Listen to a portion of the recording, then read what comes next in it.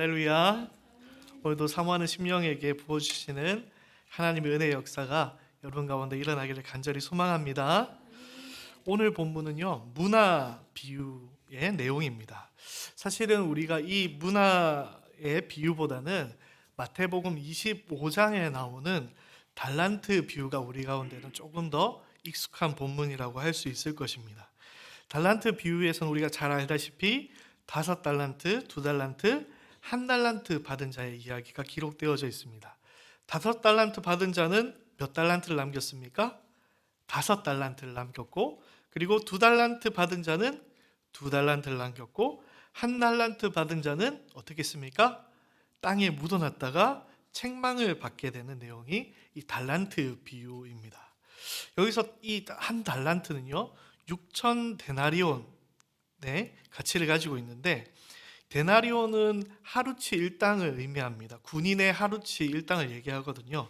오늘날 일당이 좀 다를 수 있지만 10만 원이라고 했을 때에 이 한 달란트는 얼마 정도 되냐면 6억 정도 되는 가치를 가지고 있습니다.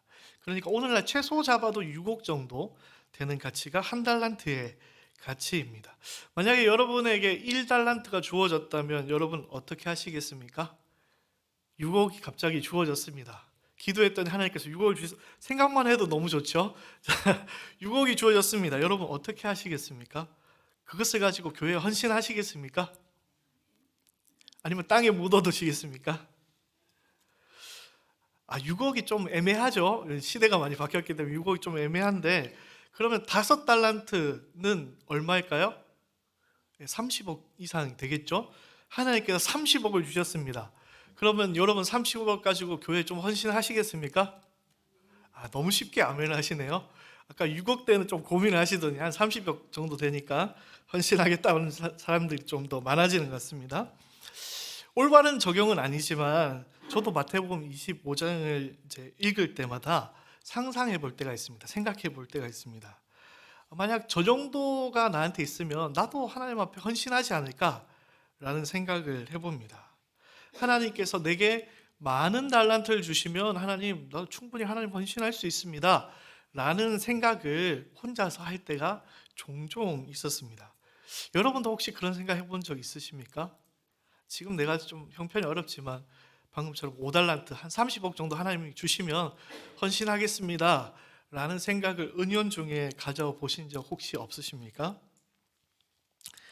여러분, 하나님께서 우리 가운데에 1달란트를 주셨으면 좋겠습니까? 10달란트를 주셨으면 좋겠습니까? 하나님께서 여러분에게 만약에 복을 주신다면 6억을 주셨으면 좋겠습니까? 60억을 주셨으면 좋겠습니까? 예, 저도 마찬가지입니다. 기왕에 주실 거 1달란트 말고 10달란트 주시면 좋겠다라는 생각을 우리가 할 수밖에 없죠. 제가 신학을 처음 시작할 때에 어떤 생각을 가졌을까요? 제가 큰 교회에서 사역하겠다라는 생각을 가졌을까요? 작은 교회에서 사역하겠다는 생각을 가졌을까요? 여러분, 제 이름이 뭡니까? 용기지 않습니까? 저는 조용기 목사님처럼 큰 교회에서 목회할 줄 알았습니다. 순복음 교회가 정확하진 않지만 70만 명이 교인이라고 하더라고요. 엄청나죠? 뭐 70만 명 앞에서 제가 사역하지는 않더라도, 설교하지는 않더라도 뭐 한 1000명 정도, 좀 작게 잡아서 한 뭐 500명의 성도들을 앞에 두고 설교하는 것을 상상하면서 신학교에 들어갔는데요. 제가 처음 사역하게 된 사역지는 인천에 있는 아주 작은 개척교회였거든요. 제가 한 번 이제 설교할 때 얘기한 적 있지만 청소년부를 맡았는데 청소년부 재적이 5명이었습니다.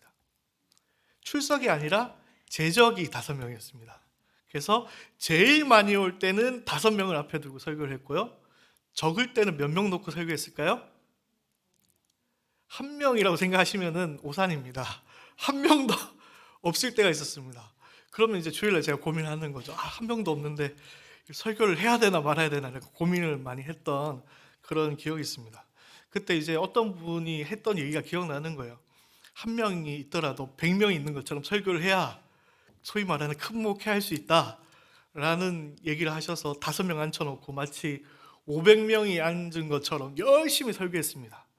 그래서 이 5명이 500명이 됐을까요? 안 됐을까요? 안 됐습니다. 그래서 제 스스로를 돌아보기 시작했죠. 제가 키가 조금 더 컸으면 사역을 더 잘하지 않았을까? 아니면 제 얼굴이 장동건처럼 잘생겼으면 사역을 좀 더 잘하지 않았을까? 아니면 제가 공부를 너무 잘해가지고 서울대학교 정도 졸업했으면 아마 사역을 더 잘하지 않았을까? 라는 생각을 막 하게 된 거예요. 아니면 제가 뭐 아주 카리스마가 있다든가, 아니면 아주 부침성이 좋다든가. 근데 이런 걸 생각할 때마다 제 부족한 것만 계속 생각나는 거죠. 아니면 구약에 나오는 모세처럼 막 기적을 일으키면 얼마나 많은 학생들이 저를 따르겠습니까? 그러나 그러한 일들이 일어나지 않았습니다. 여러분, 달란트 비유를 보면요, 하나님께서 각자에게 주신 달란트가 같습니까? 다릅니까? 다르죠. 그래서 우리는 이 달란트 비유를 생각할 때 자연스럽게 그런 생각을 할 수밖에 없는 것 같아요.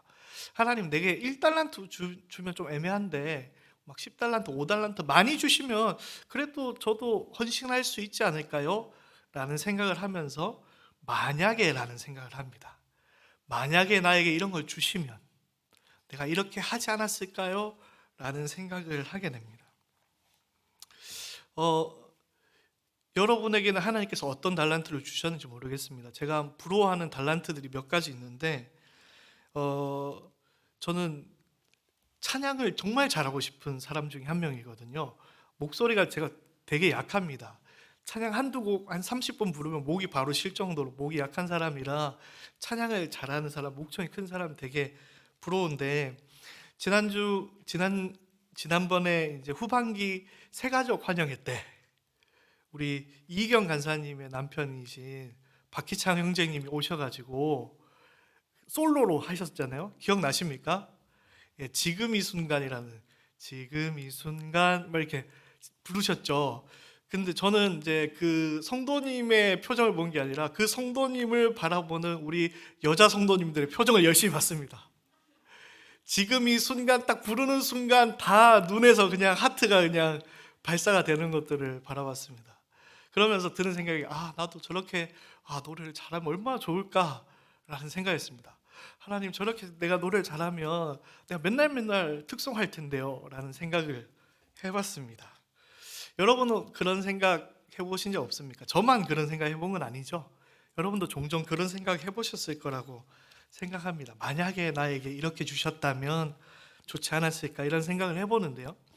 그러나 오늘 본문 달란트 비유 말고 오늘 본문 문화의 비유는요, 달란트 비유와는 조금 다릅니다. 비슷한 것 같지만 다릅니다. 오늘 본문은 문화를 10명의 종들에게 나누어 줬는데 얼마씩 나누어 주었습니까?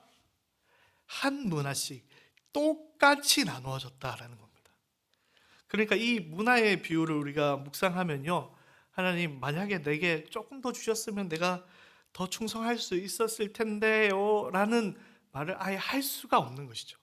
왜냐하면 똑같이 주어졌기 때문입니다. 이 문화의 비유와 달란트 비유의 가장 큰 차이는요, 달란트는 각자의 능력에 따라서 차등 배분되었습니다. 그런데 문화의 비유는 모두에게 똑같이 배분되었다라는 것입니다. 하나님께서 오늘 우리 모두에게, 모든 성도에게 똑같이 나누어 주신 문화가 있습니다. 똑같이 나누어 주신 문화가 있는데 그 문화가 무엇입니까?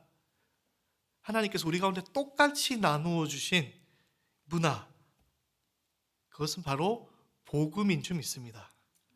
우리 모두에게 똑같이 복음이라는 선물을 주셨습니다.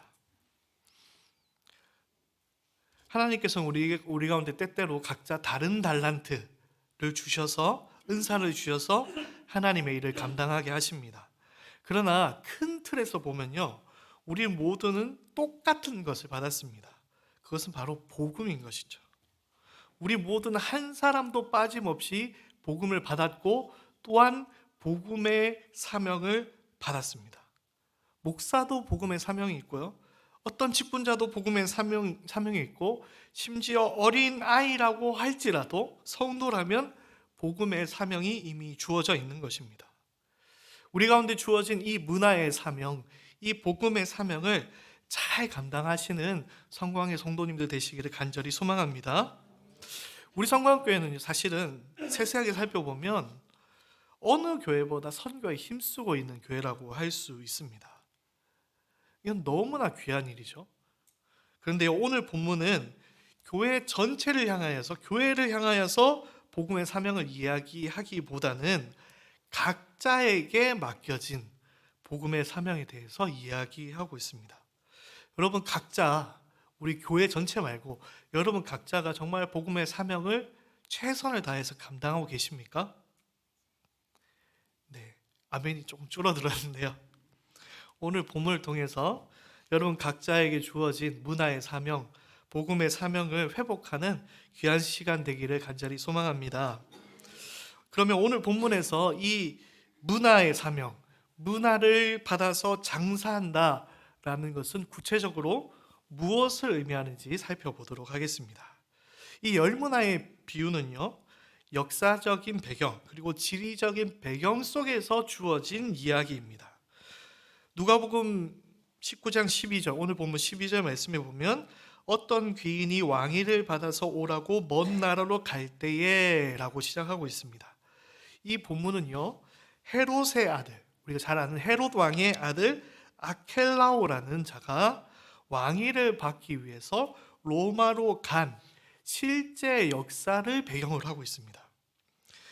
헤롯의 뒤를 이은 이 아켈라오라는 자는요, 유월절 기간에 예루살렘 성전에서 반란을 모의했다라는 죄명으로 유대인들 3,000명을 죽였던 사람이었습니다.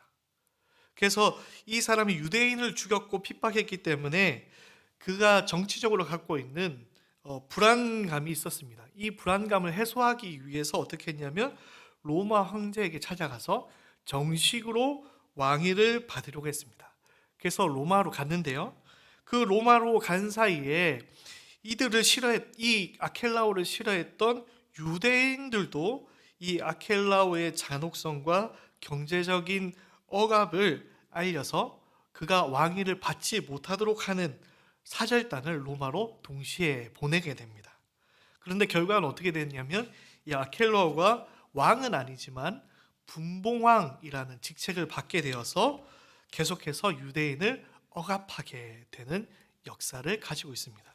이 역사를 배경으로 해서 예수님께서 오늘 본문에 문화의 비유를 하고 계신 것입니다. 이 비유의 배경을 생각하면서 우리 11절을 한번 같이 읽어보도록 하겠습니다. 11절 읽겠습니다. 시작.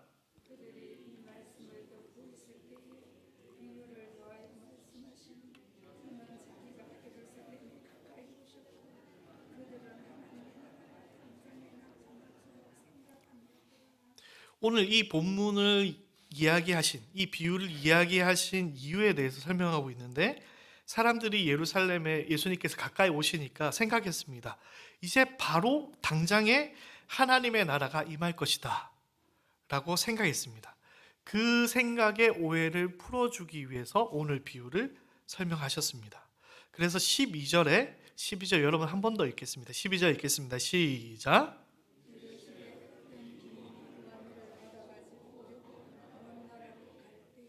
네, 이들이 오해하고 있기 때문에 설명하고 있습니다. 지금 당장 하나님의 나라가 임하는 것이 아니라 예수님께서도 이 왕위를 받기 위해서 떠나실 것이다.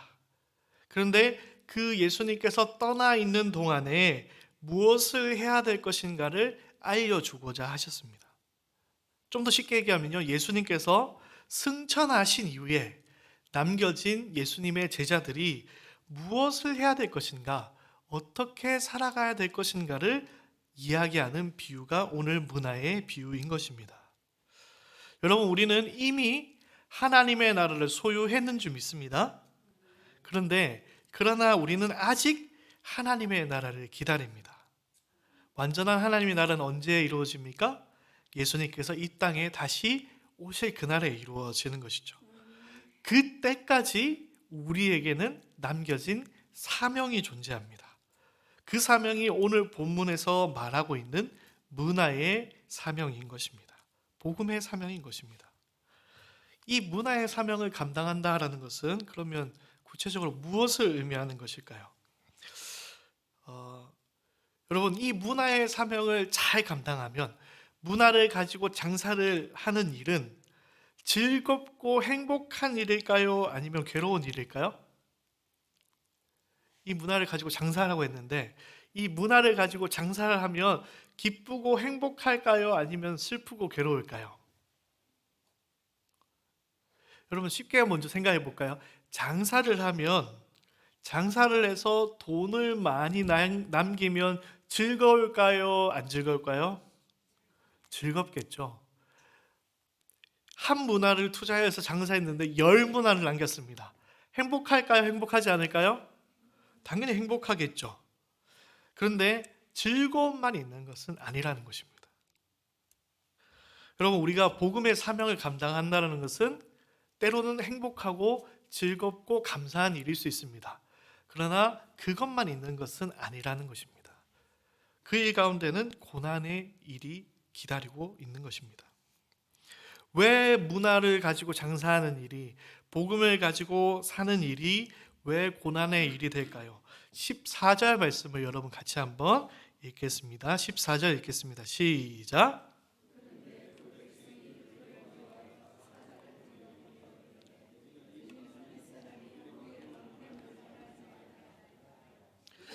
왜 문화를 가지고 장사하는 일이, 심지어는 10문화를 남기는 이 장사하는 일이 왜 힘들고 고난스러운 일일까요?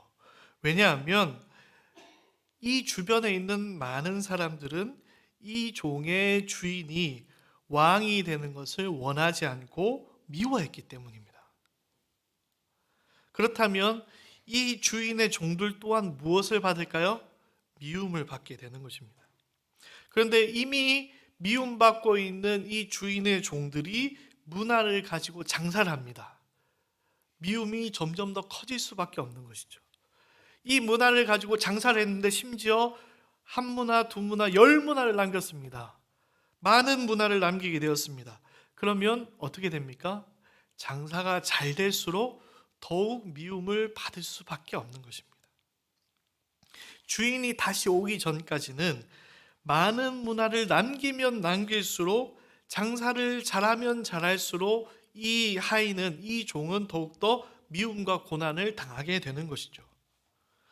그럼에도 불구하고, 이 모든 것을 알매도 불구하고 열심히 이 문화를 가지고 장사한 종들은 주인이 돌아올 때에 착하고 충성된 종이다 라는 칭찬을 받게 된 것입니다. 장사를 하는 일은 미움을 받는 일이었기 때문에 쉽지 않았지만 이 종들은 주인을 위해서 정말 충성되게 사명을 감당했던 것입니다. 반대로 악한 종은 어떻게 했습니까? 19절 말씀 읽도록 하겠습니다. 19절 읽겠습니다. 시작.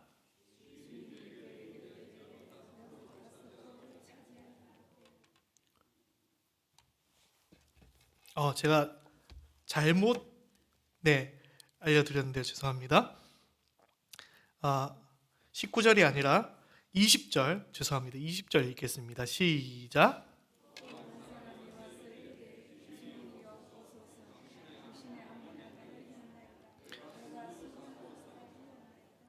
네, 이 악한 종은 어떻게 했습니까? 이 문화를 수건으로 싸두었다라고 이야기하고 있습니다.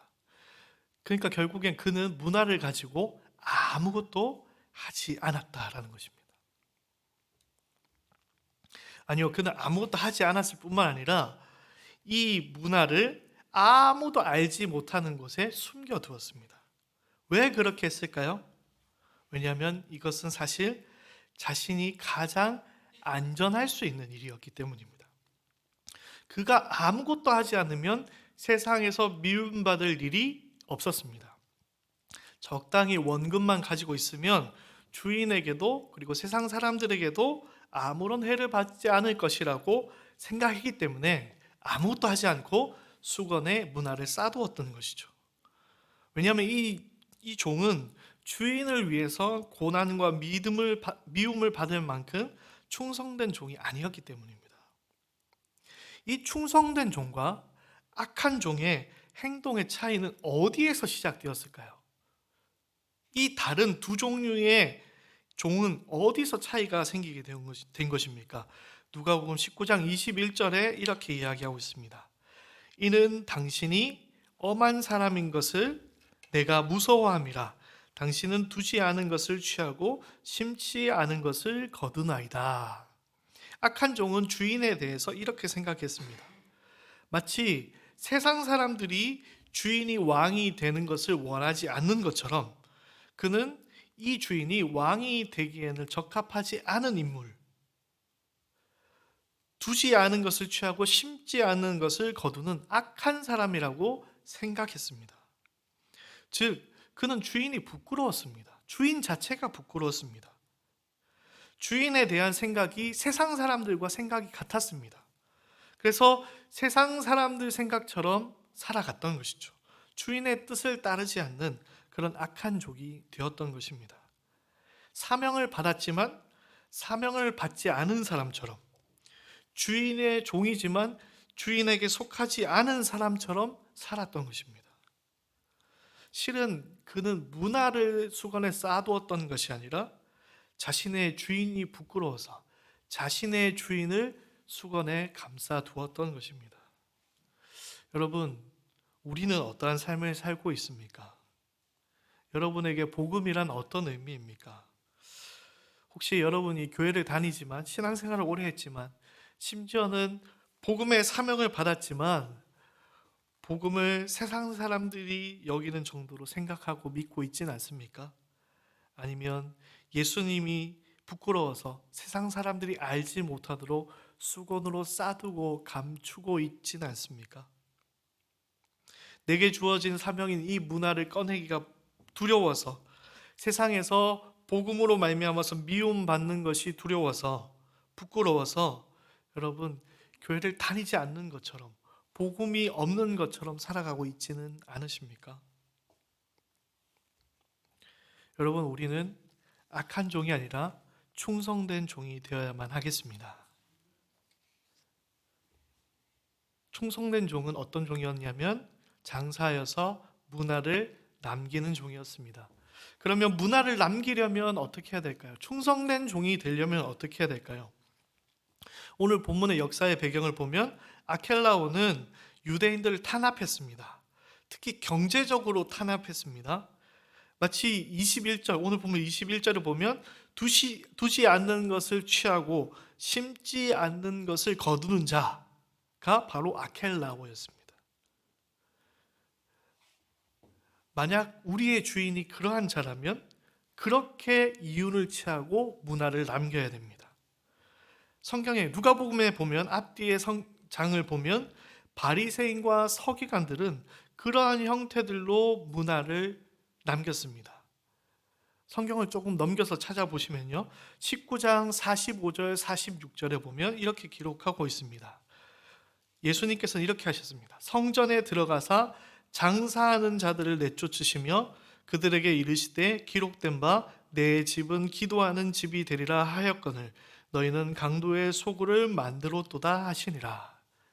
예루살렘 성전에서 종교 지도자들은 이윤을 취하고 있었습니다. 환전을 통해서 아니면 재물 판매를 통해서 그들은 이윤을 얻어냈습니다. 20장 46절 47절에 보면 또 이렇게 기록하고 있습니다.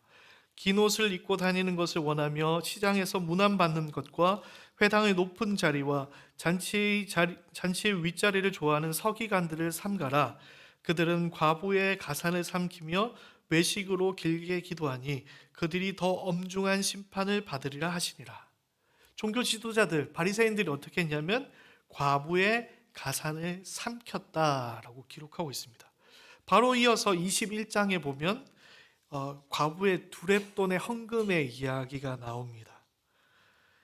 21장 3절부터 보면 이르시되 내가 참으로 너희에게 말하노니 이 가난한 과부가 다른 모든 사람보다 많이 넣었도다.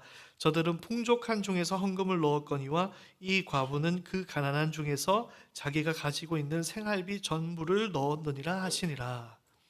이 말씀은요, 단순히 과부의 헌금, 헌신을 칭찬한 구절만은 아닙니다. 이 구절은 이 과부가 자신의 전 재산을 헌금으로 낼 수밖에 없게 만든 이 바리새인들을 고발하고 있는 내용입니다. 이들은 잘못된 방법으로 이윤을 취하는 데에 그들의 삶을 쏟았습니다. 그러나 우리의 주인이신 주님은 그런 분이 아니십니다. 그래서 우리 주님이 이 문화를 주시면서 장사라고 한 이 장사의 방법도 다른 것입니다. 누가복음 17장에 보면 이렇게 기록하고 있습니다. 어떻게 우리는 사명을 감당해야 되는가? 17장 32절 33절에 보면 롯의 철을 기억하라. 무릇 자기 목숨을 보전하고자 하는 자는 잃을 것이요 잃는 자는 살리라 라고 얘기하고 있습니다. 자신의 목숨을 보전하기 위해서 내 것을 붙잡고 있는 것이 아니라 내 것을 놓는 것이 문화를 가지고 장사하는 삶이다 라고 알려주고 있는 것입니다. 누가복음 18장 22절에는 이렇게 얘기합니다. 예수께서 이 말을 들으시고 이르시되 내게 아직도 한 가지 부족한 것이 있으니 내게 있는 것을 다 팔아 가난한 자들에게 나누어 주라. 그리하면 하늘에서 내게 보화가 있으리라. 그리고 와서 나를 따르라 하시니. 부자 청년이 예수님께 와서 물었을 때 예수님께서 무엇이라고 하셨습니까? 너의 가진 것을 다 팔아서 가난한 자들에게 나누어 주라 라고 이야기하고 있습니다. 이것이 문화를 가지고 장사하는 것입니다. 18장 29절 30절에도 비슷한 내용이 기록되어져 있습니다. 이르시되 내가 진실로 너희에게 이르노니 하나님의 나라를 위하여 집이나 아내나 형제나 부모나 자녀를 버린 자는 현세에 여러 배 받고 내세의 영생을 받지 못할 자가 없느니라 하시니라. 마찬가지로 오늘 이 비유 바로 앞 장면 누가복음 19장 8절 9절 삭개오의 고백을 보면 이렇게 이야기하고 있습니다.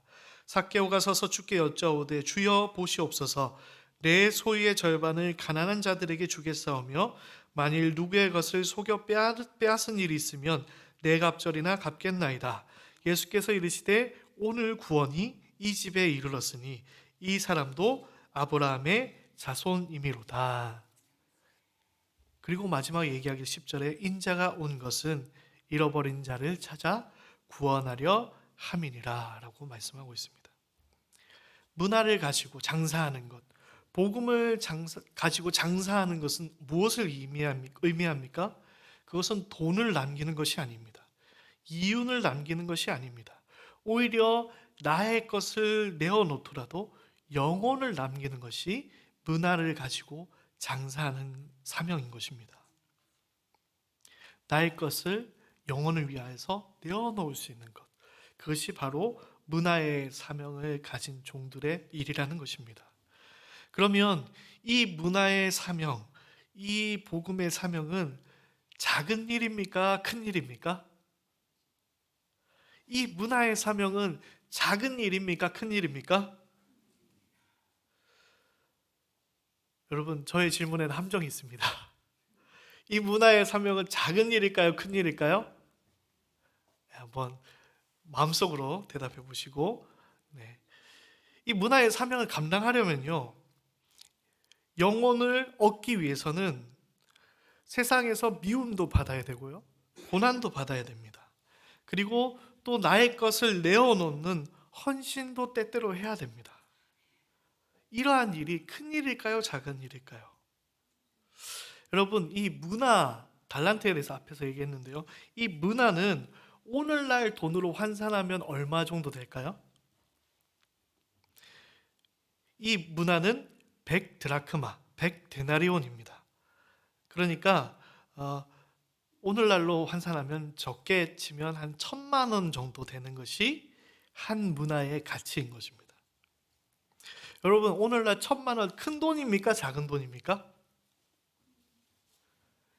아까 6억, 60억 얘기할 때는 대답 잘 하시더니 1,000만 원 큰 돈입니까? 작은 돈입니까? 여러분, 5달란트, 30억 큰 돈입니까? 작은 돈입니까? 자, 한 문화 1,000만 원, 큰 돈입니까? 작은 돈입니까? 솔직해지시죠? 애매하죠? 이것 가지고 헌신하기에는 애매합니다. 그죠? 1,000만 원 애매합니다. 요즘에 자녀가 어릴 때부터 대학까지 키운다고 해도 몇 억씩 드는데, 그죠? 1,000만 원 택도 없죠. 그죠? 이 문화의 일은 작은 일일까요? 큰 일일까요? 정답을 한번 알아보도록 하겠습니다.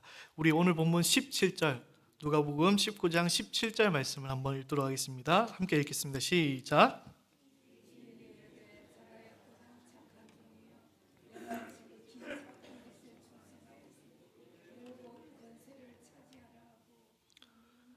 여러분, 문화의 일, 복음의 일, 작은 일입니까? 큰 일입니까?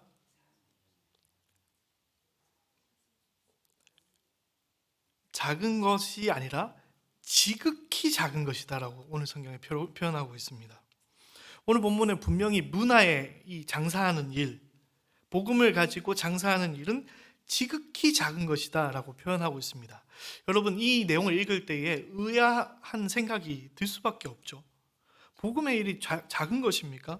세상에서 미움받고 고난받고 때로는 주를 위해서 내 물질을 헌신하고 나의 것들을 포기하는 이 일이 작은 일입니까? 과연 작은 일입니까? 그렇지 않죠. 정말 귀한 일이고 정말 복된 일입니다. 그런데 왜 오늘 비유에서는 지극히 작은 일이라고 표현하고 있을까요? 그 이유는 바로 뒤에 나오는 충성의 결과를 보면 쉽게 알 수 있습니다. 열무단을 남긴 자에게 주인이 주신 상이 무엇입니까? 17절 제가 다시 한번 읽겠습니다. 주인이 이르되 잘하였다 착한 종이여 내가 지극히 작은 것에 충성하였으니 10고울 권세를 차지하라고. 열무나를 남긴 자에게 어떤 상을 주었습니까? 10고울을 주었습니다. 10동네를 주었습니다. 여러분 쉽게 환산해 볼까요? 여러분 한 문화는 얼마였다고요? 1,000만 원. 그럼 10문화는 얼마일까요? 1억. 네, 1억. 크다면 큰 돈이고 작다면 작은 돈일 수 있습니다. 어떻게 이해하느냐에 따라 다를 수 있는 돈이죠.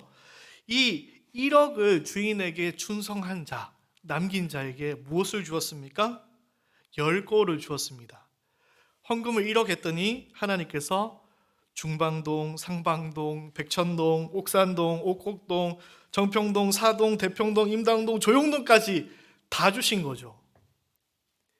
이 10골에 비하면 이 1억 큽니까? 작습니까? 너무 작죠. 이 아파트 한 채만 해도, 아파트 한 동만 해도, 아니 아파트 한 채만 해도 억이 넘는데, 그죠? 하나님께서는 10골 권세를 주겠다라고 이야기하고 있습니다. 이것은 무엇을 얘기하냐면 비유이지만 우리가 하늘과 비교할 수 없는 엄청난 상급이 우리 가운데 기다리고 있다라는 것을 설명하기 위함입니다. 우리가 이 땅에서 사명을 감당하는 것, 특히 복음의 사명을 감당하는 것은 어려운 일입니다. 힘든 일입니다. 부담스러운 일이죠. 그러나 오늘 본문에서 그것이 지극히 작은 일이라고 한 이유는 무엇입니까? 로마서 8장 18절에는 이렇게 표현하고 있습니다. 생각건대 현재의 고난은 장차 우리에게 나타날 영광과 좋게 비교할 수 없도다. 아멘. 여러분 복음의 사명에 힘들더라도 충성하시기 바랍니다. 하늘나라, 하나님 나라의 영광에 참여하는 귀한 주님의 백성이 되기를 간절히 축복합니다. 오늘 말씀을 정리해 보도록 하겠습니다. 우리는 모두 다 어린아이부터 어른까지 예외 없이 복음의 사명을 받은 자인 줄 믿습니다. 그런데 이 복음의 사명을 감당하는 일은 참 쉽지 않습니다. 왜냐하면 세상은 예수님을 세상의 주인으로 인정하지 않기 때문입니다. 때로는 우리는 그들이 두려워서 이 복음을 수건에 싸두고 아무도 알지 못하게 살아가는 그런 어리석은 자처럼 살아갈 때가 있습니다. 그런 우리의 모습이 있다면 오늘 이 시간 회개하면서 나아가시기 바랍니다.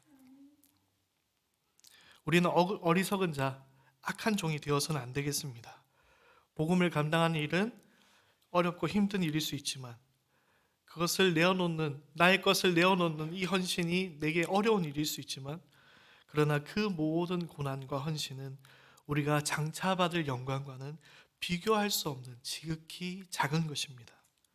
이 영광스러운 일에 충성 헌신함으로 말미암아서 우리 주님 만나게 될 그날에 칭찬받는 종, 주님의 영광에 참여하는 모든 성광의 성도들이 되시기를 간절히 축복합니다.